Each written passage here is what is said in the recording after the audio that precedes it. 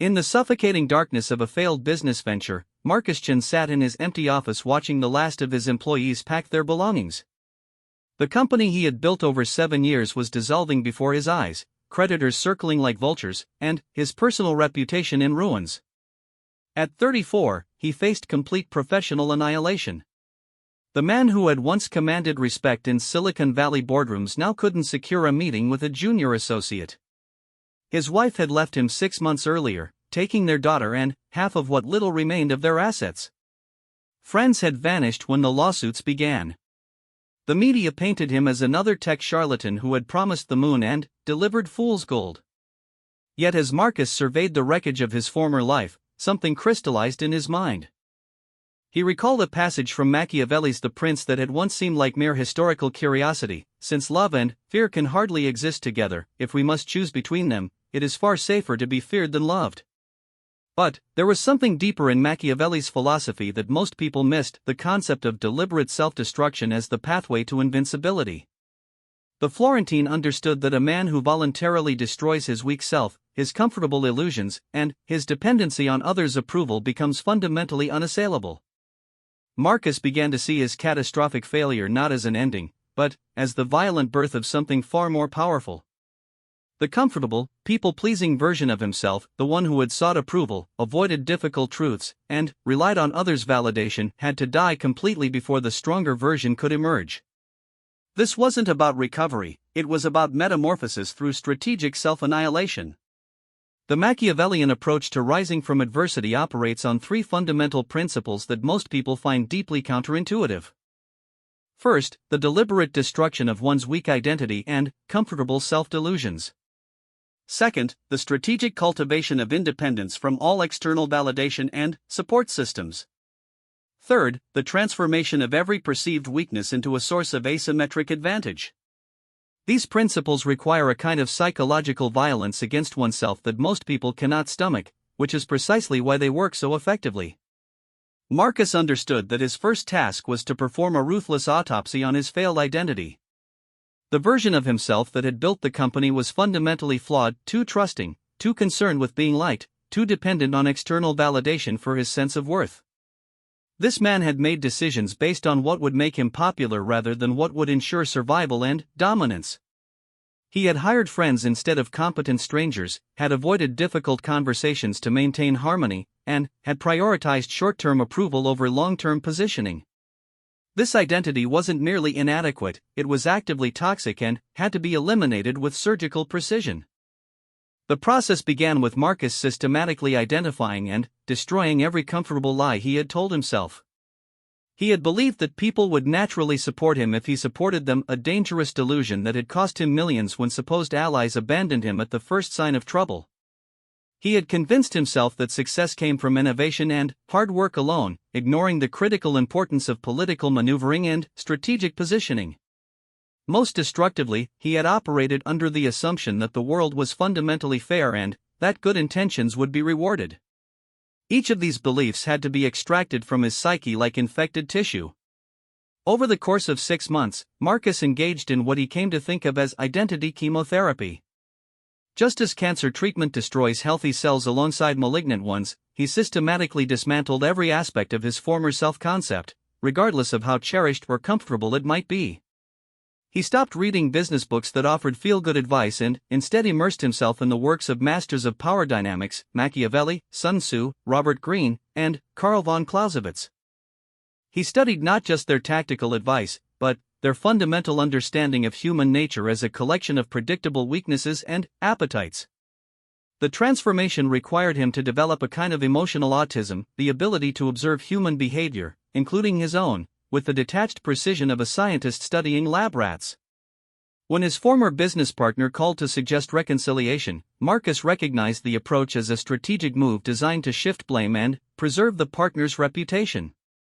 Instead of responding with hurt or anger, he analyzed the interaction for useful intelligence about his former partner's current position and vulnerabilities. Every conversation became a source of strategic intelligence rather than emotional engagement. This psychological reconfiguration was extraordinarily painful. Marcus found himself grieving for his former self as if that person had literally died. The man who had believed in the basic goodness of people, who had trusted in mutual benefit and fair dealing, who had sought to build consensus and maintain relationships, that man was gone forever. In his place emerged something harder and more precise, a strategist who understood that power is the only real currency and that everything else is merely decorative. The second phase of Marcus's transformation involved the systematic elimination of all dependencies on external validation or support. Machiavelli understood that a prince who depends on others for his position is fundamentally vulnerable, because those others can withdraw their support at any time. The same principle applies to anyone seeking to build an unassailable position in life. Dependencies are vulnerabilities, and vulnerabilities are points of attack that enemies will inevitably exploit. Marcus began by conducting a comprehensive audit of his dependencies. He identified every way in which his success, happiness, or sense of worth relied on other people's actions, opinions, or continued goodwill. The list was extensive and humbling. His self-esteem depended on professional recognition, his financial security relied on continued employment or partnership with others, his social identity required acceptance by his peer group, and his emotional stability needed approval from family and friends. Each dependency represented a lever that others could use to control or destroy him. The elimination of these dependencies required Marcus to develop what he called fortress psychology, a mental state of complete self-reliance that could function effectively regardless of external circumstances. This meant building multiple independent revenue streams that didn't rely on anyone else's decisions or approval. He started a consulting practice focused on helping companies recover from crisis, leveraging his own spectacular failure as credibility. Simultaneously, he began developing online courses and digital products that could generate income without requiring ongoing relationships with clients or partners. More challenging was the emotional work of becoming independent from others' approval or disapproval. Marcus developed a practice of deliberately seeking out rejection and criticism to build immunity to social pressure. He would pitch consulting services to companies he knew would reject him, not because he wanted their business, but because he needed to strengthen his psychological armor against dismissal. He began expressing controversial opinions in professional forums, not because he enjoyed conflict, but because he needed to become comfortable with disapproval. The process of emotional independence required Marcus to develop what psychologists call internal locus of control, taken to an extreme. He trained himself to derive satisfaction and validation entirely from his own assessment of his performance, regardless of how others judged him. When a potential client rejected his proposal with harsh criticism, he evaluated the feedback for useful intelligence while remaining emotionally unaffected by their opinion of his worth. When former colleagues spread negative gossip about him, he analyzed the information for insights into their motivations and current positions rather than feeling hurt by their betrayal. This transformation was particularly difficult in his personal relationships. His parents, concerned about his isolation and apparent hardening, frequently urged him to be more open and trusting. His few remaining friends found his new personality unsettling and gradually drifted away. Marcus recognized that this social pruning was necessary but painful. The version of himself that others had loved was precisely the version that had proven vulnerable to destruction. If rebuilding relationships required returning to that vulnerable state, then those relationships were luxuries he could no longer afford. The third and most sophisticated aspect of Marcus's transformation involved converting his apparent weaknesses and failures into asymmetric advantages. Machiavelli understood that effective strategy often involves turning one's greatest vulnerabilities into sources of strength. A wise prince doesn't simply defend against his weaknesses, he transforms them into weapons that enemies cannot anticipate or counter. Marcus's spectacular business failure, which had initially seemed like an insurmountable liability, became his most powerful credential. While other consultants could only theorize about crisis management and business recovery, Marcus had lived through complete organizational collapse and emerged intact. His failure stories became more compelling than other people's success stories because they demonstrated real-world tested resilience. Companies facing serious difficulties wanted advice from someone who had survived the worst-case scenario, not from someone who had never been truly tested. His reputation for being difficult and uncompromising, which had contributed to his professional isolation, became a valuable brand in certain markets. Companies with serious problems didn't need someone who would tell them comfortable lies or worry about maintaining pleasant relationships. They needed someone who would diagnose problems accurately and prescribe harsh medicine without regard for popular opinion. Marcus's willingness to deliver uncomfortable truths became a competitive advantage in situations where other consultants would equivocate to preserve relationships. The transformation of weaknesses into strengths required Marcus to develop a sophisticated understanding of market positioning and competitive dynamics. He realized that trying to compete directly with established players in their areas of strength was strategically foolish. Instead, he identified niches where conventional wisdom and established approaches were failing, where his unconventional background and willingness to embrace difficult truths provided unique value. Marcus began targeting companies that were facing existential threats, situations where conventional consultants were either unwilling to engage or incapable of providing adequate solutions. Dying businesses, companies involved in scandals, organizations facing hostile takeovers, these became his specialty. While other consultants competed for stable, prestigious clients, Marcus built a practice around desperate situations where his extreme approaches and high tolerance for chaos provided genuine value. The positioning required him to embrace a kind of professional anti-fragility, building a practice that grew stronger under stress and uncertainty rather than weaker.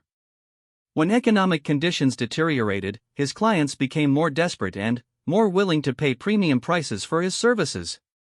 When his unconventional methods generated controversy, the publicity attracted additional clients who needed someone willing to take extreme measures. Every attempt to damage his reputation only reinforced his brand as someone who operated outside normal professional constraints.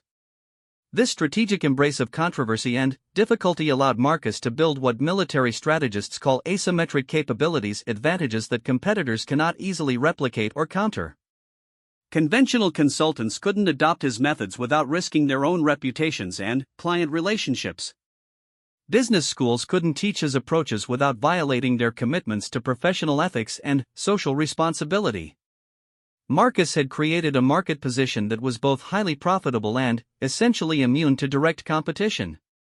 The psychological foundation of this transformation rested on Marcus's development of what he termed strategic sociopathy, not the clinical condition, but a voluntary emotional detachment that allowed him to operate without the normal human constraints of guilt, shame, or desire for approval. This wasn't about becoming cruel or destructive for its own sake, but about developing the capacity to make necessary decisions without being paralyzed by their emotional consequences. Strategic sociopathy required Marcus to view all human interactions, including his own emotional responses, as strategic resources to be deployed efficiently rather than authentic expressions to be honored or protected. When meeting with potential clients, he didn't simply present his qualifications and hope they would like him. Instead, he carefully analyzed their psychological profiles, identified their fears and desires, and crafted presentations designed to trigger specific emotional and logical responses that would lead to favorable decisions. This approach extended to his personal relationships as well.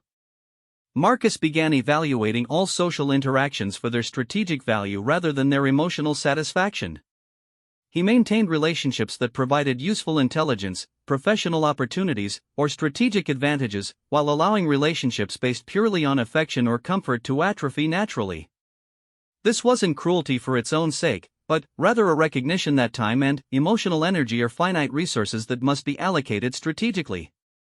The development of strategic sociopathy also required Marcus to become comfortable with being misunderstood and disliked by people whose opinions had once mattered to him. Former colleagues who viewed his transformation as evidence of moral corruption were simply demonstrating their own strategic limitations. Family members who worried about his emotional well-being were projecting their own needs for external validation onto him. Their disapproval became confirmation that he was successfully escaping the psychological constraints that had previously made him vulnerable. Marcus discovered that strategic sociopathy provided several unexpected advantages beyond mere emotional protection. It enhanced his analytical capabilities by removing emotional biases that distorted his perception of situations and people. It increased his negotiating power by eliminating the fear of rejection or conflict that had previously caused him to accept suboptimal outcomes. Most importantly, it allowed him to take calculated risks that others wouldn't consider because they were too concerned about potential embarrassment or social consequences. The practical implementation of these principles required Marcus to develop what military strategists call operational security, systematic practices for protecting himself from the vulnerabilities that had previously made him an easy target. He began treating all business relationships as temporary alliances rather than permanent partnerships, maintaining detailed records of all interactions and preparing contingency plans for inevitable betrayals or conflicts. His financial planning shifted from optimistic projections based on continued growth to worst-case scenarios that assumed maximum hostility from competitors and market conditions. Instead of investing in assets that required ongoing relationships to maintain their value, he focused on building liquid wealth and portable skills that couldn't be taken away by others' decisions. His business model evolved to minimize dependence on any single client, partner, or market segment. Marcus also developed sophisticated intelligence-gathering capabilities that allowed him to anticipate and counter threats before they fully materialized. He cultivated sources of information within his industry who could provide early warning about competitors' strategies, clients' changing needs, and market developments that might affect his position. This intelligence network operated on principles of mutual benefit rather than friendship, with each relationship carefully maintained for its strategic value. The information gathering extended to psychological intelligence about the people he dealt with regularly. Marcus maintained detailed profiles of clients, competitors, and potential partners that included their decision-making patterns, emotional triggers, financial situations, and personal vulnerabilities. This information allowed him to predict their behavior with remarkable accuracy and position his own actions for maximum advantage. Perhaps most importantly, Marcus developed what he called reputation armor, a public image that was both highly valuable and essentially immune to conventional attacks. His brand as someone who specialized in desperate situations and controversial solutions made accusations of being difficult or uncompromising seem like endorsements rather than criticisms. His willingness to work with companies that others avoided meant that attempts to damage him through guilt by association simply reinforced his positioning as someone willing to take on challenging situations. The reputation armor also included carefully cultivated relationships with journalists, industry analysts, and other opinion leaders who could provide favorable coverage when necessary or at least ensure that his perspective was represented in any negative stories. These relationships were maintained through strategic provision of exclusive information, expert commentary, and access to interesting stories rather than through personal friendship or traditional public relations approaches. After 18 months of systematic transformation, Marcus had become virtually unrecognizable from his former self. The man who had once sought consensus and avoided conflict had evolved into someone who thrived on strategic confrontation and viewed disagreement as a source of competitive intelligence.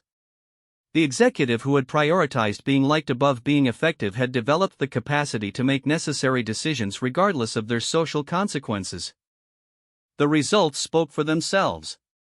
Marcus's consulting practice had grown to generate more revenue in its second year than his previous company had ever achieved.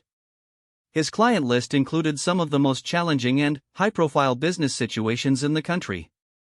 Industry publications that had once dismissed him as a failed entrepreneur now sought his commentary on crisis management and business recovery. Most importantly, he had built a position that was essentially immune to the kinds of attacks that had destroyed his previous life.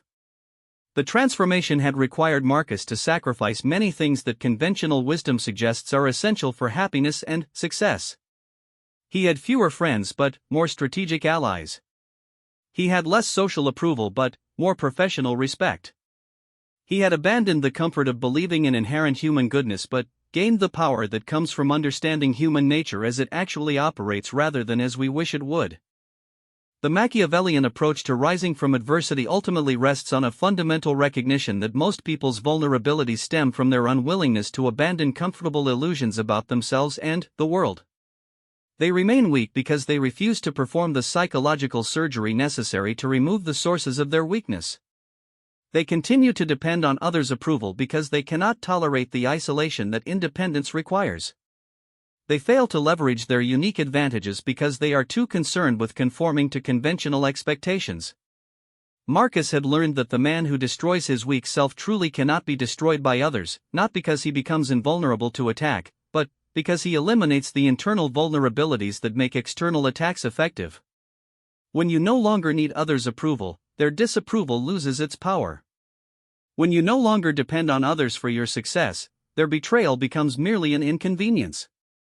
When you no longer define yourself by conventional standards of likability and social acceptance, attempts to damage your reputation through those standards become irrelevant. The path requires a kind of courage that most people cannot muster, the courage to become someone that your former self might not recognize or even like. It demands the willingness to be misunderstood by people whose understanding once seemed essential. It requires accepting that the price of invulnerability is often loneliness, and that the cost of independence is frequently isolation. Yet for those willing to pay this price, the rewards extend far beyond mere survival. Marcus discovered that once he had eliminated his fundamental vulnerabilities, he could take risks and pursue opportunities that others couldn't even consider. His willingness to embrace controversy allowed him to enter markets that conventional players avoided. His independence from others' approval enabled him to make decisions based purely on strategic merit rather than political considerations. His transformation of weaknesses into advantages gave him competitive capabilities that couldn't be easily replicated. The Machiavellian way offers no guarantees and requires no faith in ultimate justice or cosmic fairness.